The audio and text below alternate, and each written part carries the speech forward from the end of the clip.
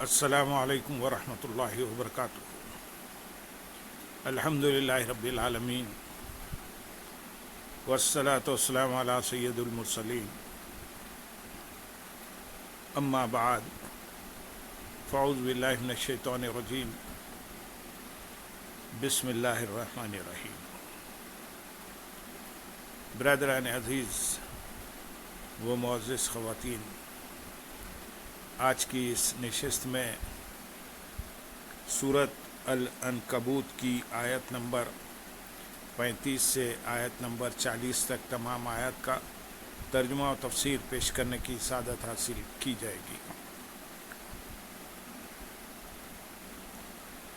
وَلَقَدْ تَرَكْنَا مِنْهَا آيَةً بَيِّنَةً لِقَوْمٍ يَعْقِلُونَ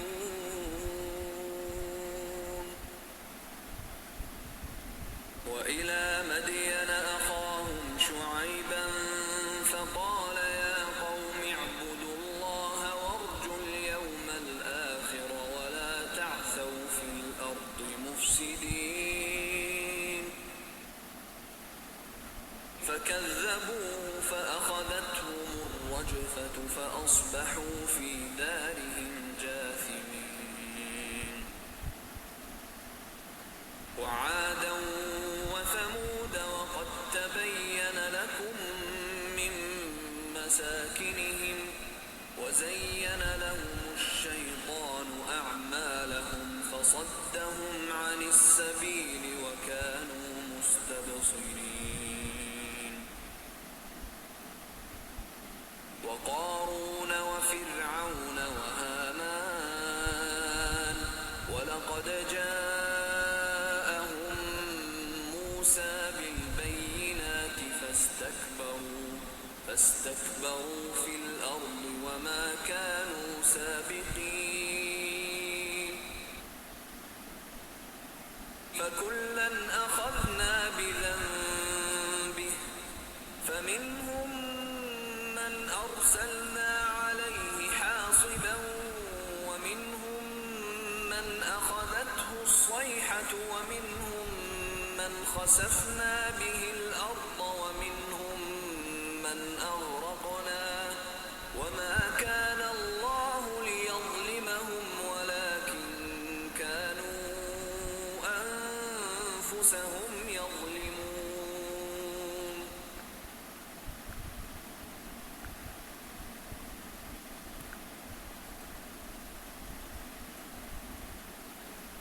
اور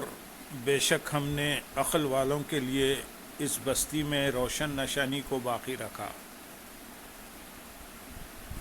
بے شک ہم نے اس بستی میں ان لوگوں کے لیے روشن نشانی کو باقی رکھا جو اپنی عقل غور و فکر کرنے میں استعمال کرتے ہیں۔ اس نشانی کے بارے میں حضرت عبداللہ بن عباس رضی اللہ تعالیٰ عنہما فرماتے ہیں، وہ روشن نشانی حضرت لوط علیہ السلام کی قوم کے ویران مکان ہیں۔ ایک قول یہ ہے کہ اس سے مراد اس قوم کا عجیب و غریب واقعہ ہے، اور ایک قول یہ ہے کہ روشن نشانی سے مراد وہ پتھر ہیں جو ان پر برسے تھے اور ان پتھروں پر ان لوگوں کے نام لکھے ہوئے تھے۔ یہ عرصے دراز تک باقی رہے اور حضور اکرم صلی اللہ علیہ وسلم کے صحابہ اکرام رضی اللہ تعالیٰ عنہ نے انہیں دیکھا تھا۔ آیت نمبر 36 اور 37 میں ارشاد ہے، مدین کی طرف ان کے ہم قوم شعیب کو بھیجا تو اس نے فرمایا، اے میری قوم، اللہ کی بندگی کرو اور آخرت کے دن کی امید رکھو اور زمین میں فساد پھیلاتے نہ پھرو۔ تو انہوں نے اسے جھٹلایا تو انہیں زلزلے نے آ لیا، تو صبح اپنے گھروں میں گھٹنوں کے بل پڑے رہ گئے۔ اس آیت اور اس کے بعد والی آیت یعنی آیت نمبر 36 اور 37 کا خلاصہ یہ ہے کہ اے حبیب صلی اللہ علیہ وسلم، آپ حضرت شعیب علیہ السلام کو یاد کریں، جنہیں ہم نے ان کے ہم قوم مدین والوں کی طرف رسول بنا کر بھیجا، تو انہوں نے دین کی دعوت دیتے ہوئے فرمایا، اے میری قوم، صرف اللہ تعالیٰ کی بندگی کرو اور قیامت کے دن سے ڈرتے ہوئے ایسے افعال بجا لاؤ جو آخرت میں ثواب ملنے اور عذاب سے نجات حاصل ہونے کا باعث ہوں، اور تم ناپ تول میں کمی کر کے مدین کی سرزمین میں فساد پھیلاتے نہ پھرو۔ تو ان لوگوں نے حضرت شعیب علیہ السلام کو جھٹلایا اور اپنے فساد سے باز نہ آئے، تو انہیں زلزلے کی صورت میں اللہ تعالیٰ کے عذاب نے آ لیا، یہاں تک کہ ان کے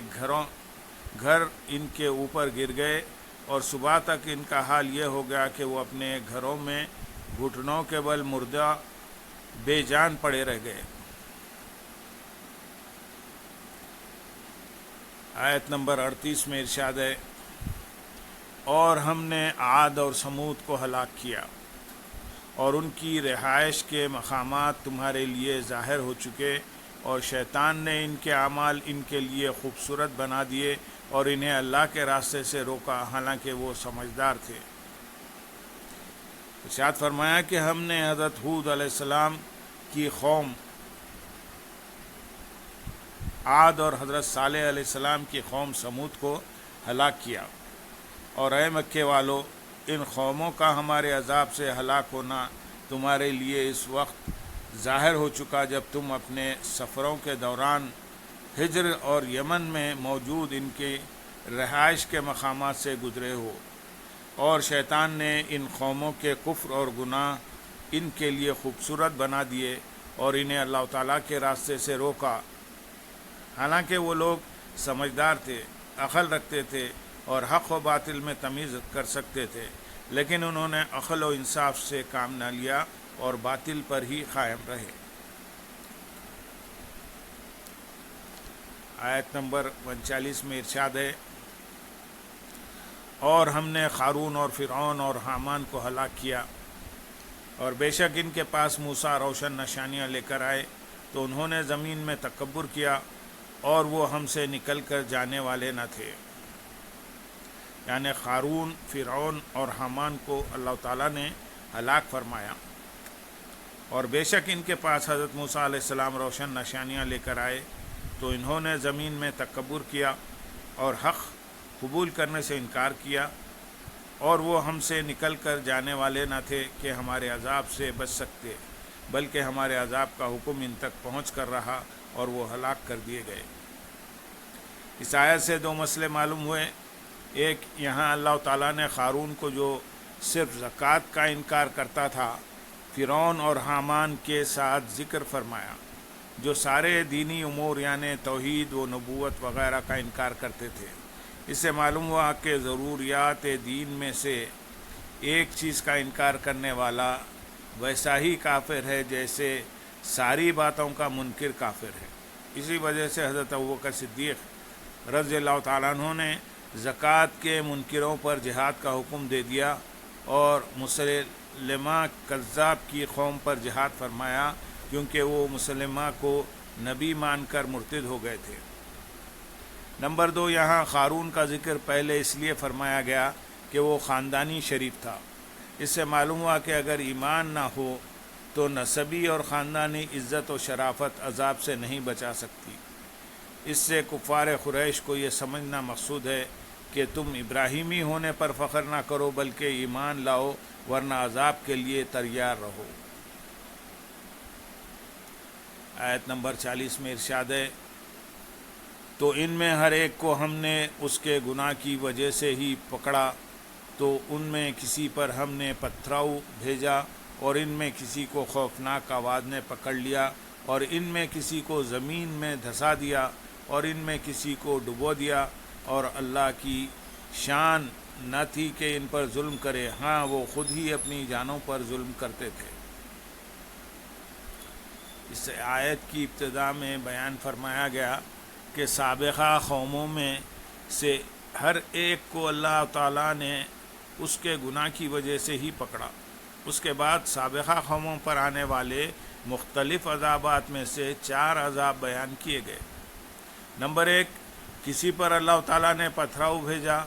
یہ حضرت لوط علیہ السلام کی قوم تھی جنہیں چھوٹے چھوٹے پتھروں سے ہلاک کیا گیا، اور یہ پتھر تیز ہوا سے ان پر لگتے تھے۔ نمبر 2، کسی کو خوفناک آواز نے پکڑ لیا، یہ صالح علیہ السلام کی قوم سمود تھی جو ہولناک آواز کے عذاب سے ہلاک کی گئی۔ نمبر 3، کسی کو زمین میں دھسا دیا، اس عذاب میں مبتلا ہونے والے قارون اور اس کے ساتھی تھے۔ نمبر 4، کسی کو ڈبو دیا، حضرت نوح علیہ السلام کی قوم کے لوگ اور فرعون اور اس کی قوم کے لوگ اس عذاب کا شکار ہوئے۔ آیت کے آخر میں ارشاد فرمائیں کہ اللہ تعالیٰ کی یہ شان نہیں کہ وہ ان لوگوں پر ظلم کرے، کیونکہ وہ کسی کو گناہ کے بغیر عذاب میں گرفتار نہیں کرتا۔ ہاں، وہ خود ہی نافرمانیاں کر کے اور کفر و شرک کو اختیار کر کے اپنی جانوں پر ظلم کرتے تھے، اور اسی بنا پر وہ طرح طرح کے عذابوں سے ہلاک کر دیے گئے۔ اللہم صلی علی